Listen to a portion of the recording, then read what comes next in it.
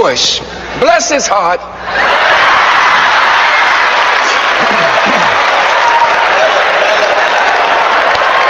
Wagwan, me good people, welcome to yet another interesting video. Today we are talking about the mighty, powerful Minister Louis Farrakhan. And guys, if you his lover, you know it's going down. So welcome to this interesting episode. If you haven't subscribed yet, kindly do so. I would really appreciate it. Hit a thumbs up, like, and connect with this baby girl here, African Beryl. Me name be that. So today we are talking about listening about the speech from the powerful Louis Farrakhan. Most of people knows him, and how he talks about unity and respect and coming out together to just salvage ourselves as Black people from all this disrespect, like a lot of like condemnation from these other countries that we run for salvation, like we run there to get help. So today we'll be watching this, but we'll start by watching the following videos. Let's watch till the end. I'll come back with my 2 cents and let me know what do you think about this video, about this speech, because it's a powerful speech that should be considered by most African, like not only the Jamaicans, but African countries. We need to unite together. We are powerful. So watch till the end, subscribe, and I will appreciate share these videos with your family and friends. And to all of you who are already subscribed, me gang, me yaris, goodos, blessings, naf love from African Beryl. So you my people, watch till the end. I'll come back with my 2 cents, and all the credits goes to the original creators of the following videos. worried about weapons of mass destruction. No dark nation should have a weapon of mass destruction. They have a fear. France got it. England got it. I think Germany may have something. South Africa has it. Israel has it. These are some of them, the former colonial masters. They have the right to have it, but don't give it to a darker power. We're worried about China has it. India has it. Lord have mercy. Pakistan got it. Korea was the axis of evil. Now Korea said, well, we got it. All of a sudden they fell off the screen.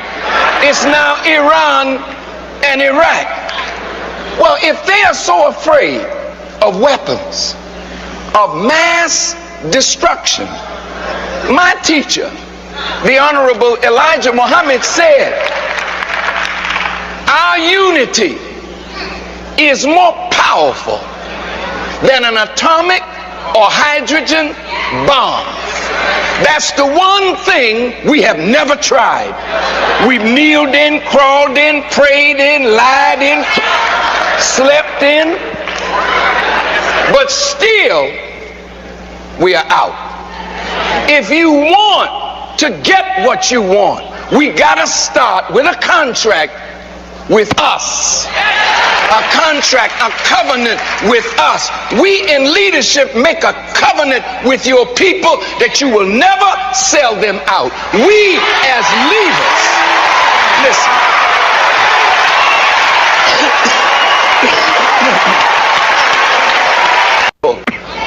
That nothing is more important than the salvation of a people who are now on a death march. While we're singing and dancing and popping our finger and shaking our backside to the world, we are on a death march into ovens, but not the same oven called Auschwitz. But it is a destruction coming to our people through bad health care, no health insurance, HIV, AIDS, drive-by shootings, gang conflict, crack cocaine. We are now become the enemy of ourselves. So we have to make a covenant. And in closing,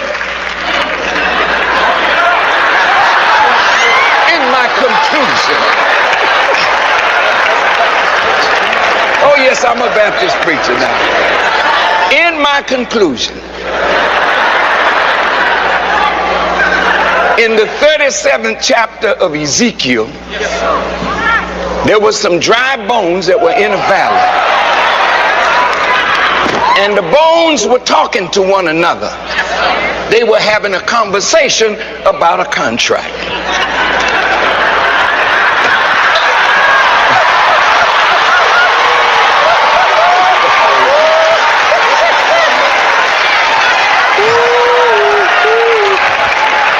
And as they were having this contract, some of the bones said, our hope is lost.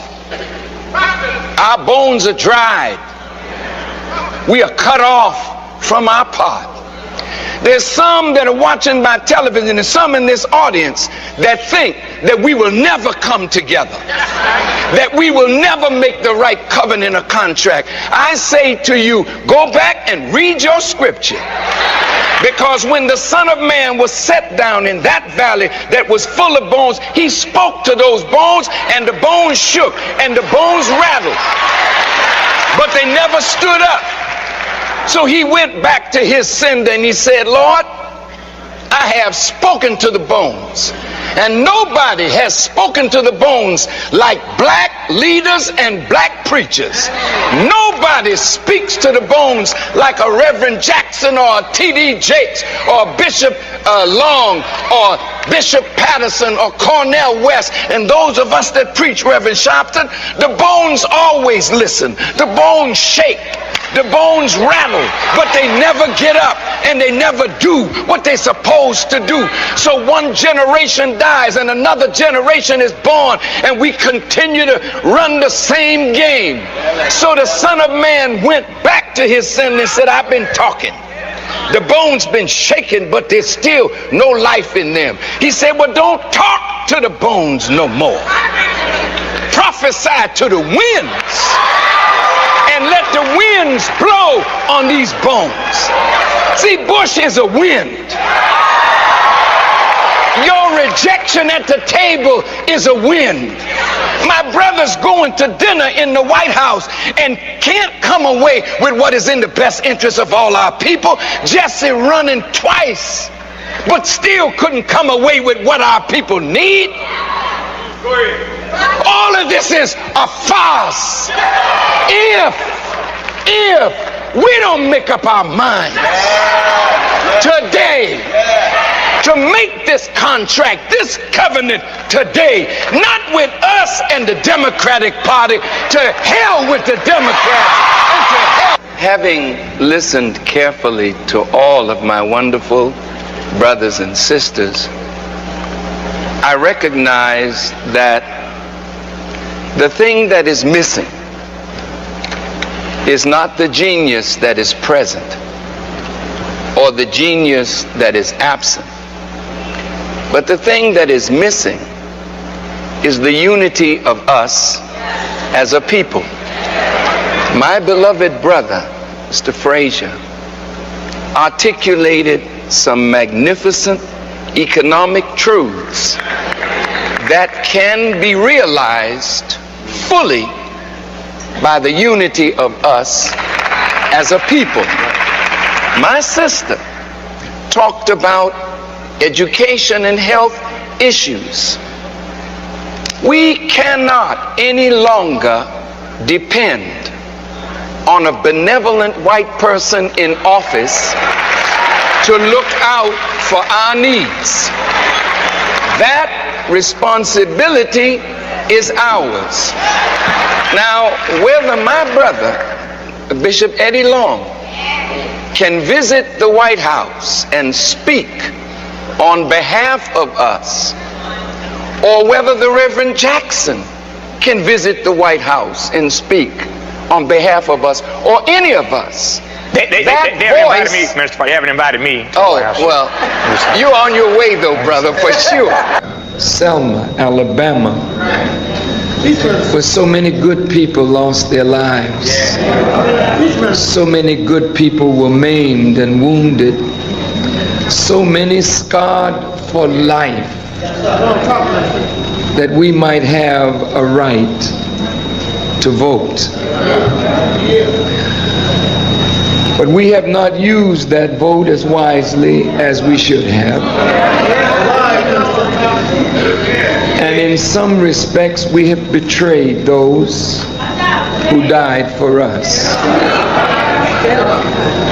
Because we went to sleep thinking that the strife was o'er, the battle done, the victory of life was won, only to turn around and find that 30 years later, the same man who was mayor then is mayor now.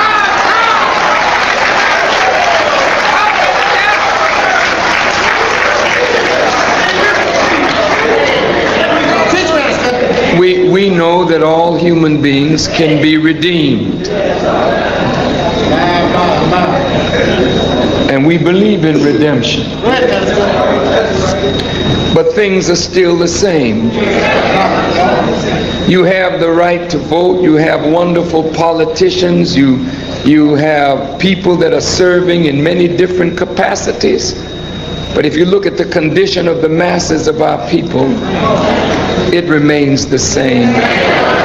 So we did not get the right to vote, and Mother Cooper did not knock down the sheriff for us to be knocked down by machinations and schemes that rob us of the freedom that they suffered to try to give us.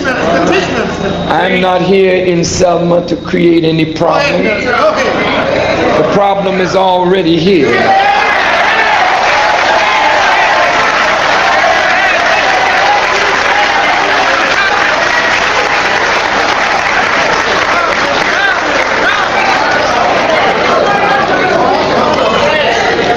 Some of these that have opposed my presence, what are their works? We've read their words in the paper, but what are their works? On my way to this beloved and sacred place, I saw a sign, "This way to racial harmony," as though racial harmony was on the bridge. Racial harmony is not on the Edmund Pettus Bridge. Racial harmony can only come when there's racial justice.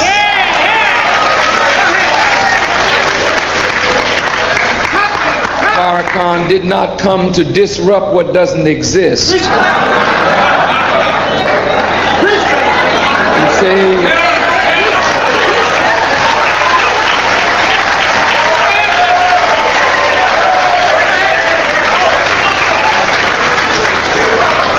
Our people are not foolish. We don't need magic. We need truth. We don't need magic. We don't need deception. We need truth. Those of you in power, you know that you're deceiving black people. You know you are making them to believe that something exists that you know does not exist. So the real liars, the real deceivers, the real game players, see, that's who are afraid of my coming, because the truth in my mouth exposes their lies, their deceit, their chicanery.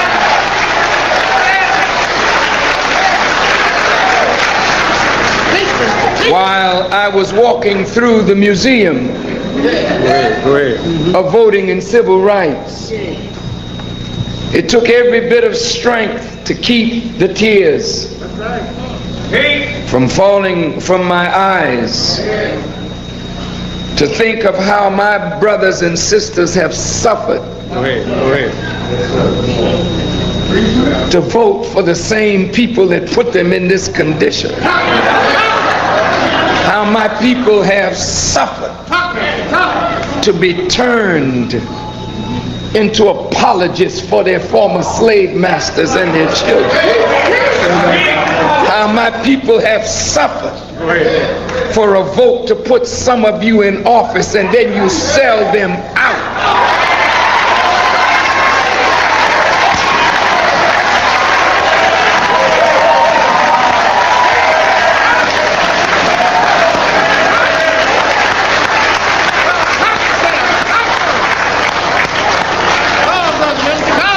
While I was in the museum reminiscing over Dr. Martin Luther King and the Reverend James Luther Bevel and all of those who came to Selma, Kwame Ture and others who came not to be seen on television, but to rectify a gross wrong, a gross injustice. And the media would act as though all injustice has been corrected. All suffering has ended. All racism has ended. And then have the nerve to call me a notorious bigot, while the bigotry, the racism, and the hatred still exists in Selma, Alabama, 30 years after Dr. Martin Luther King.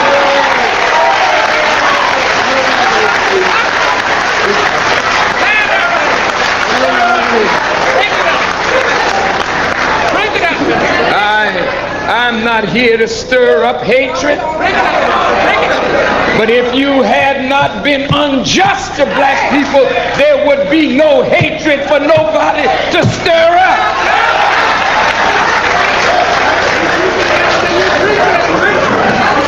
Love and justice does not produce hatred, but it is evil and injustice that has produced hatred, if hatred exists.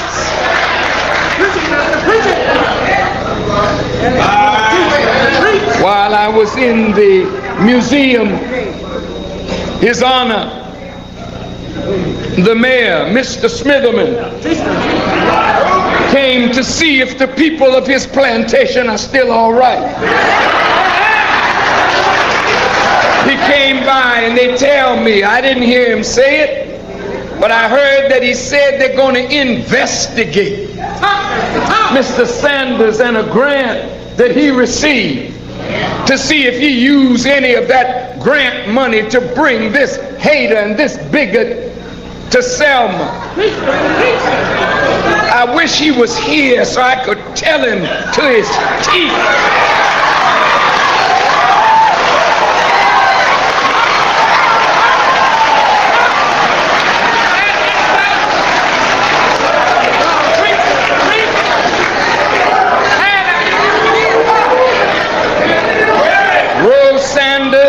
And Senator Sanders did not offer me one dime, nor did I ask for one dime to come to Selma. I paid my way every mile of the journey.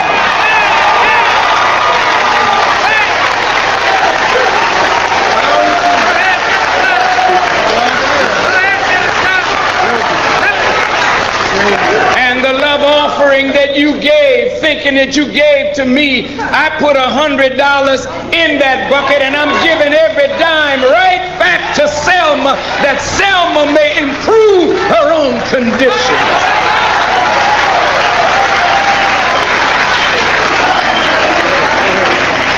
So, Mayor, you can go back to doing something better with your time.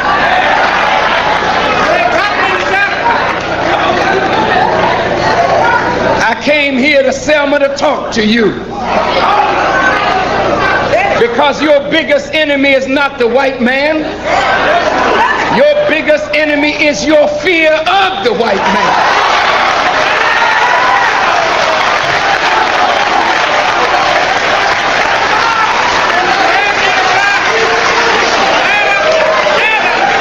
Your biggest enemy is not the white man. Your biggest enemy is your ignorance of the white man.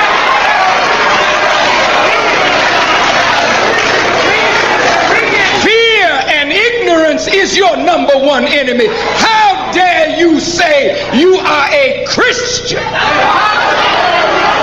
and that you know Jesus Christ and are walking in fear of the very shadow of your enemy? The scripture said perfect love casteth out fear, and that is your problem. You don't love God enough. You don't love yourself enough. You don't love one another enough.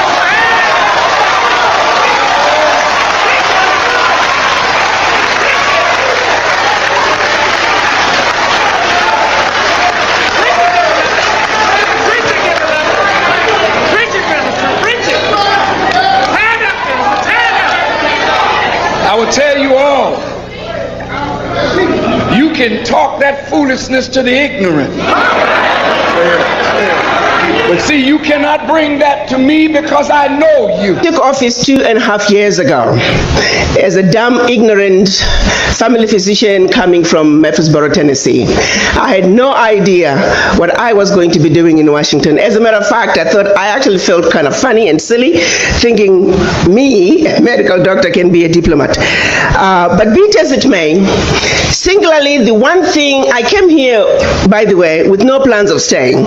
I was coming here top 6 months. After 6 months, look at my husband, honey, I tried, it didn't work out. Look at the chairman of the African Union who had appointed me. Thank you, Madam Zuma, it was great, but I could not do it. But 5th month into this position, one issue that kept coming to me and became very apparent was the disrespect for the African. I knew it existed, I just didn't understand the depth and the profoundness of it. And not only that, as I began to understand it even deeper, I began to also understand its economic implications when it comes to how we are perceived on the world stage, how this simple fact of simply disrespecting the African had serious implications and is at the root cause of why Africa is not able to move forward. And as I went and tried to understand and dig further to say, what is it about us as black people around the globe? Why is it that we are so disrespected no matter where you go? And I often say, was there a memo sent out to say wherever you go, if you are not a black person, you see a black person, you're automatically superior to them and you have a right to disrespect them? This memo did not miss anybody. It went to non-black people. But here's the real shocker. It also went to us black people to say, accept that you are inferior.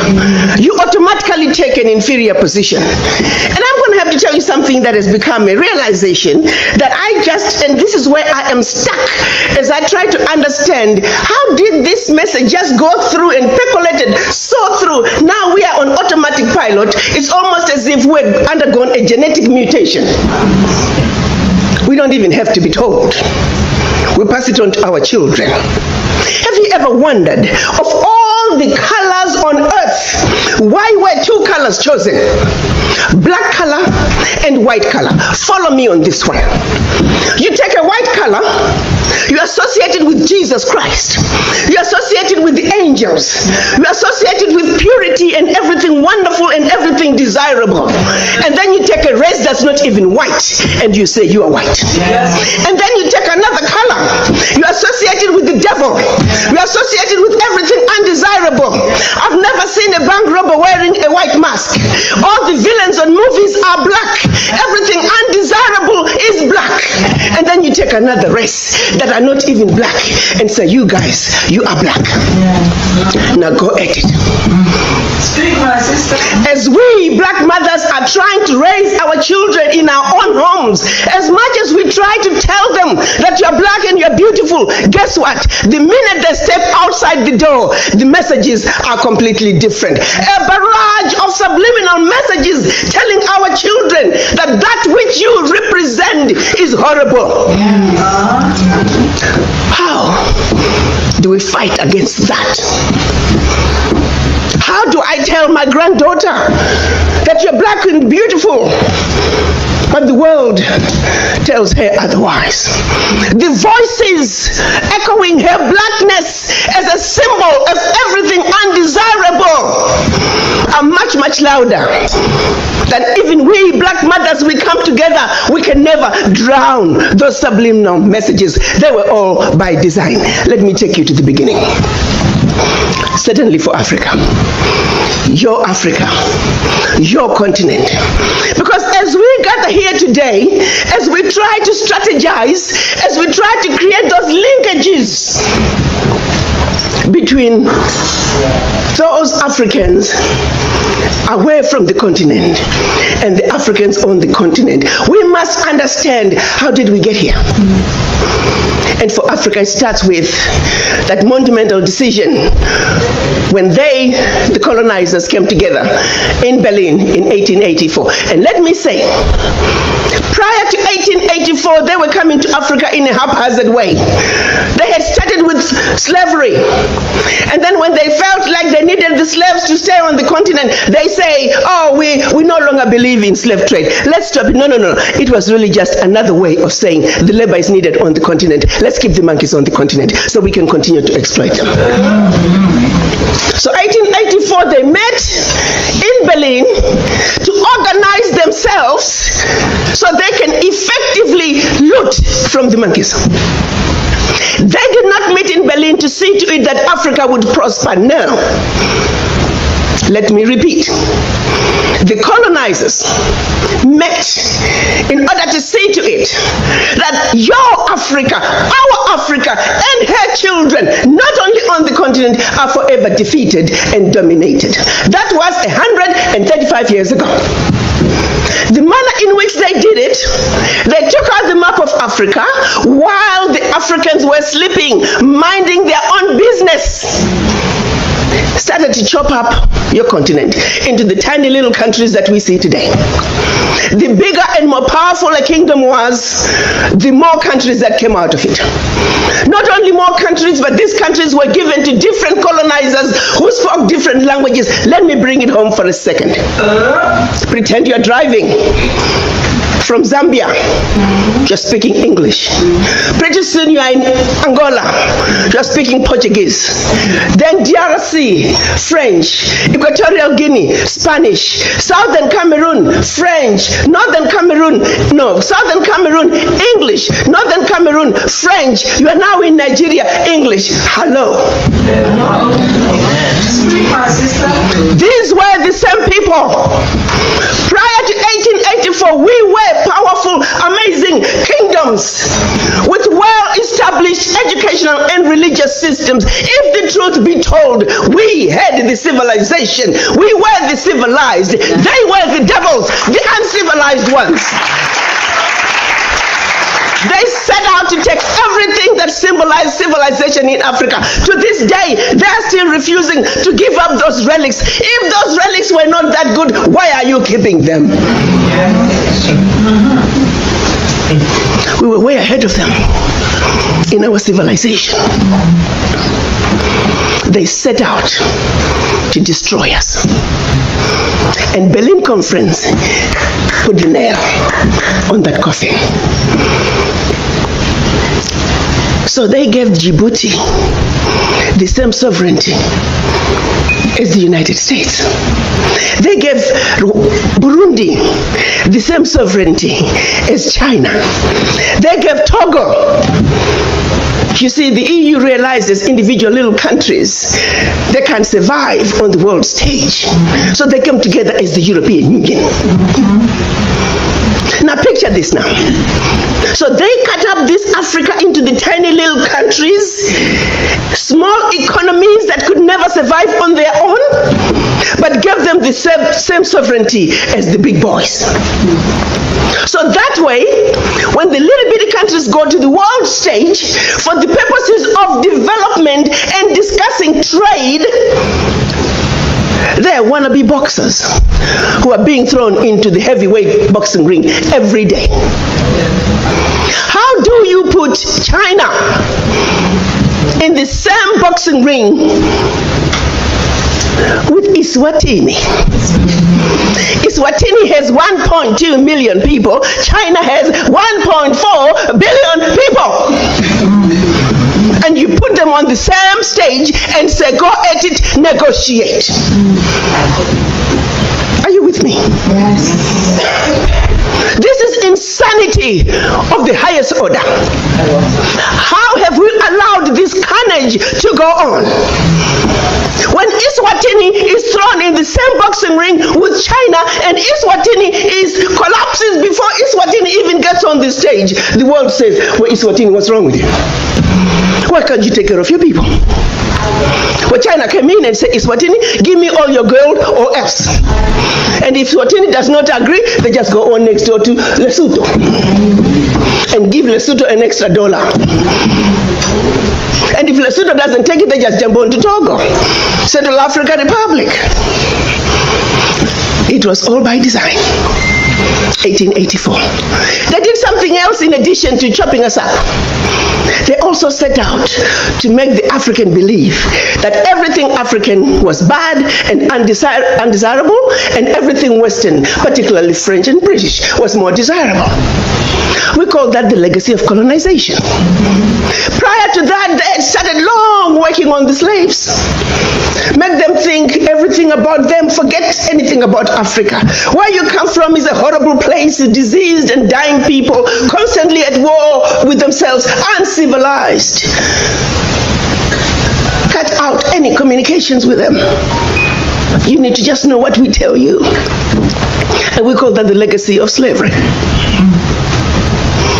So that's where you look at where we are today. 135 years later, a system that was put in place to see to it that Africa and her children are forever defeated, that Africa is forever exploited, remains in place today, alive and well.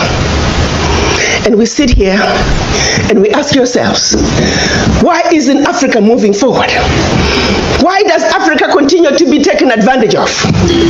Well, I'll tell you why, very simply. Until Africa comes together as a continent speaking with one voice, one continent, one people, nothing, and I repeat, nothing is gonna change.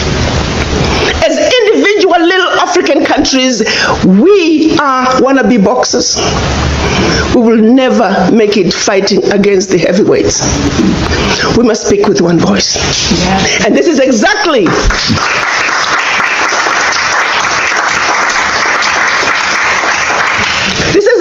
what our Pan-African leaders wanted to see happen in 1963 when they came together in Addis Ababa, Ethiopia. They clearly stated that Africa for the Africans at home and abroad, and that African Union was now.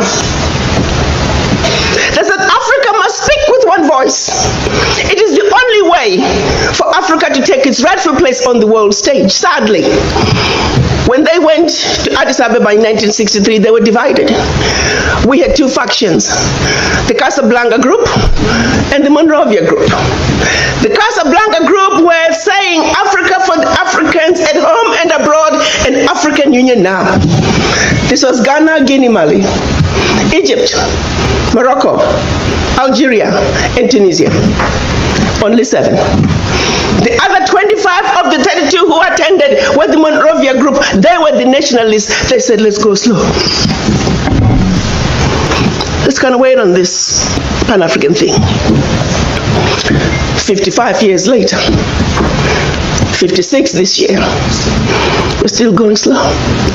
As if it wasn't bad enough that we were divided up into the tiny little countries that we are today.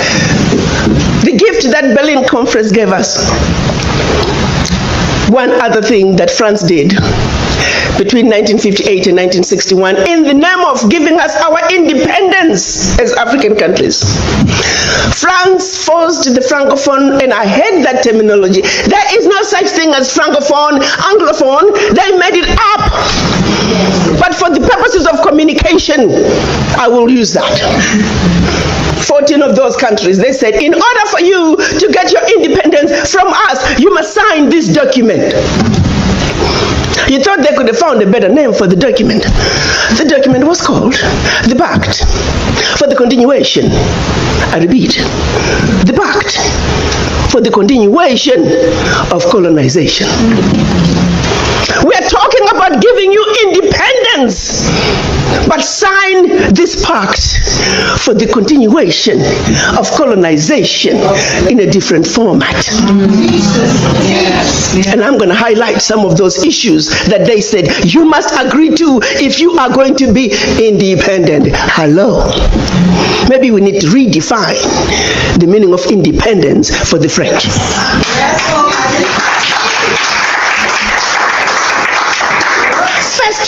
said, you see, you monkeys, you don't know how to manage your money. We're going to demand that you deposit 85% of your bank reserves with the French Ministry of Finance, under the French Central Bank, under the control of the French Minister of Finance. France is then going to take your 85% bank deposits from each and every one of you. Deposit those funds in the French stock market under the French name. And you may or may not know the returns. Today, as we speak, the latest figures are saying for every 14 billion that France invests in the stock market from Africa, they are realizing upwards of 300 billion in return. Every year in, year out, because of these deposits from the African countries, France is taking out of Africa over $500 billion. Now figure it out. For every 14 billion, the returns on the investment are over 300 billion, and they are taking over 500 billion.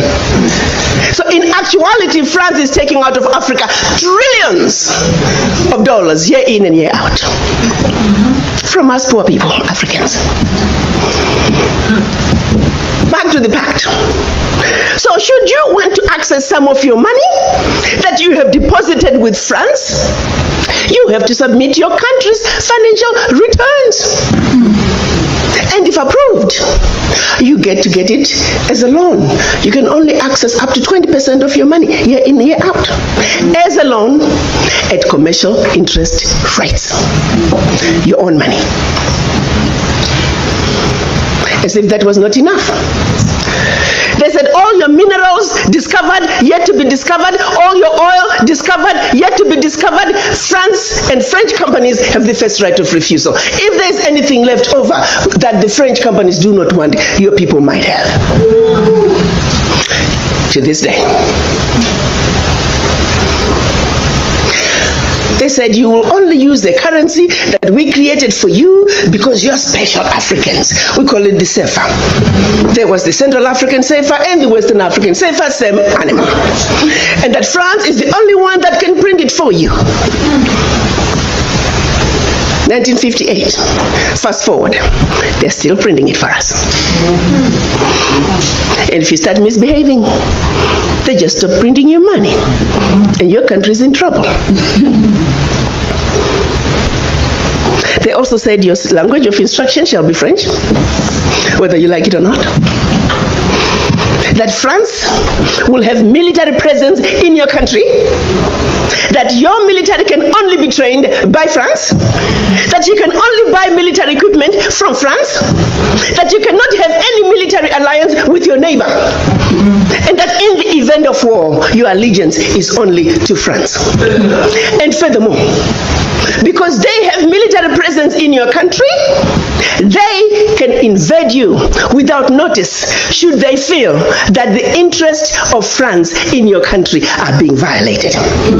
Jesus, speak on, sister.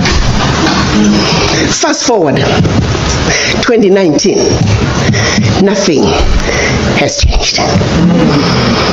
The same people who have the audacity to tell us that we are poor countries, they are taking trillions out of Africa every year.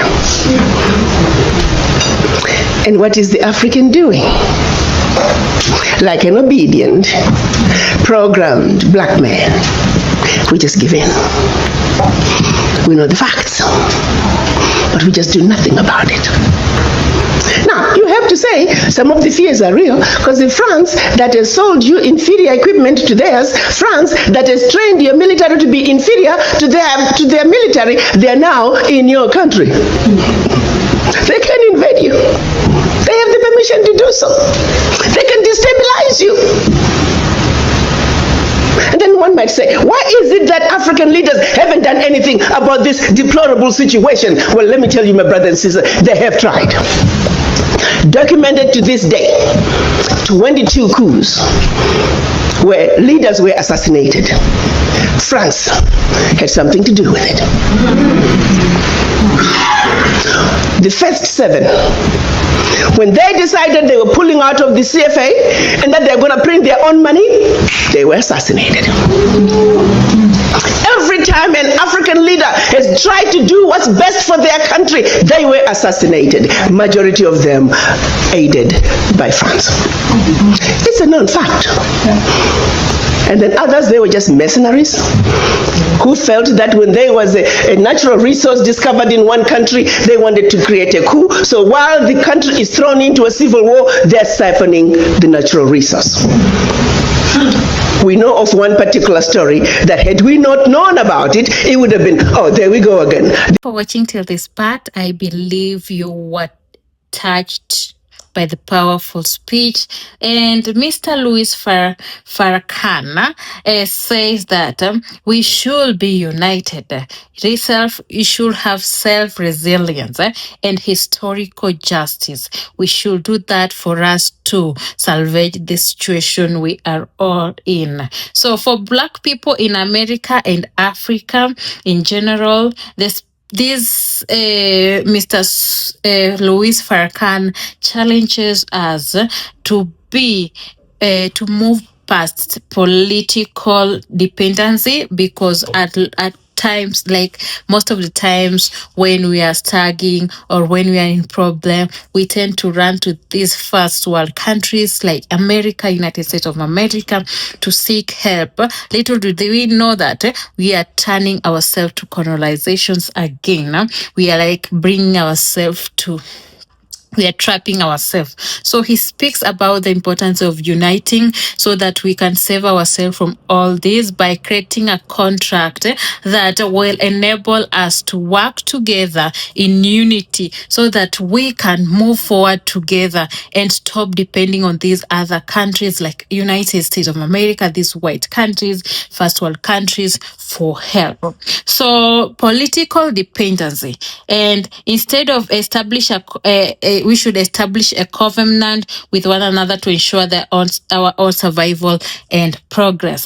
So the key takeaways that I took from the speech, powerful speech by Minister Louis Farrakhan, is that the power of unity. There is power in unity. There will always be power in unity. So Mr. Louis Farrakhan says that and emphasizes that we should unite as Black people, and that will be more potent than any weapon of mass destruction, and that's the reality. And he goes ahead and tells us that the Black communities must stop relying on external political parties and benevolent leaders, as these paths have failed to produce true change. That's true, guys.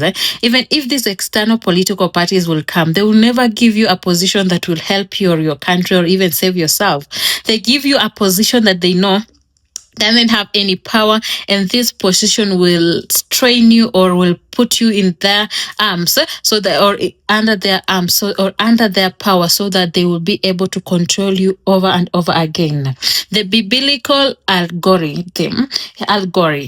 That is it. Mr. Farrakhan uses the story of Ezekiel's dry bones.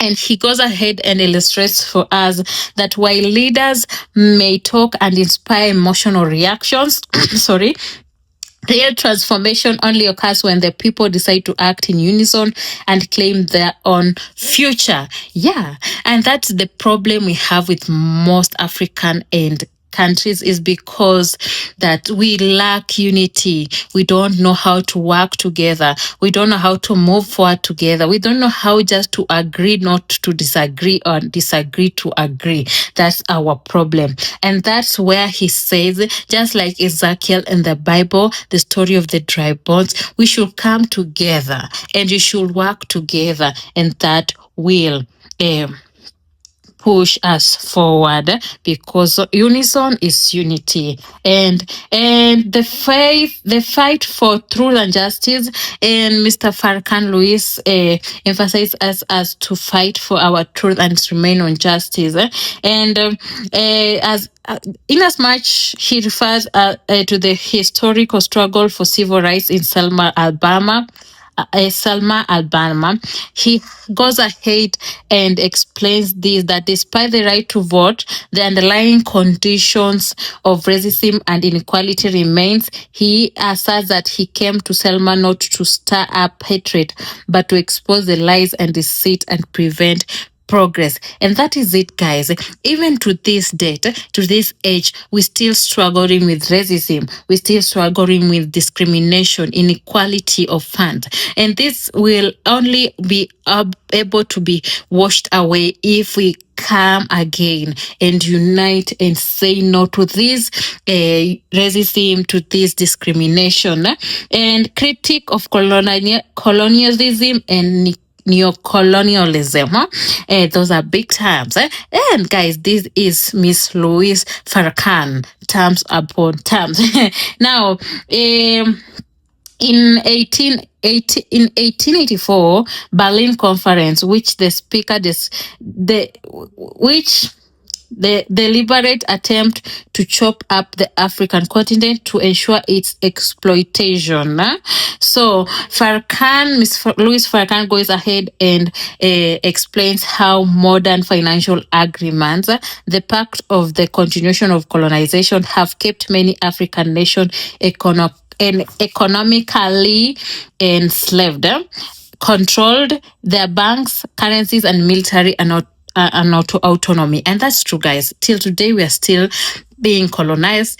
It's just that it's indirect colonization. We use people's currency. We believe in their power. We believe in their problem-solving skills instead of just coming together and putting our heads together. And also, Miss Louise Farrakhan goes ahead and advises us to overcome fear, the power of overcoming fear, a core message that is brought to us, that fear and ignorance of one's own history are the greatest enemies of Black progress. I really, really agree with this. Most of Africans, we fear to risk, to take that chances instead of just going in. And, there's nothing good that doesn't have risk. So most of us Black people fear not to work hard, not to do our own way because we fear to fail. And that is a very, very bad thing, because fear is ignorance. Fear is destructive. Fear is failure. And he goes ahead to encourage us to work together to overcome this fear and just risk it all and be by ourselves. So, why most of us Black people will be like, what will happen if we don't depend on these countries? What will happen if they don't they pull out and they don't want to help us anymore? But what will happen if we work together? What will happen if we use our own resources instead of depending on other people? What will happen if we bring up our own solutions?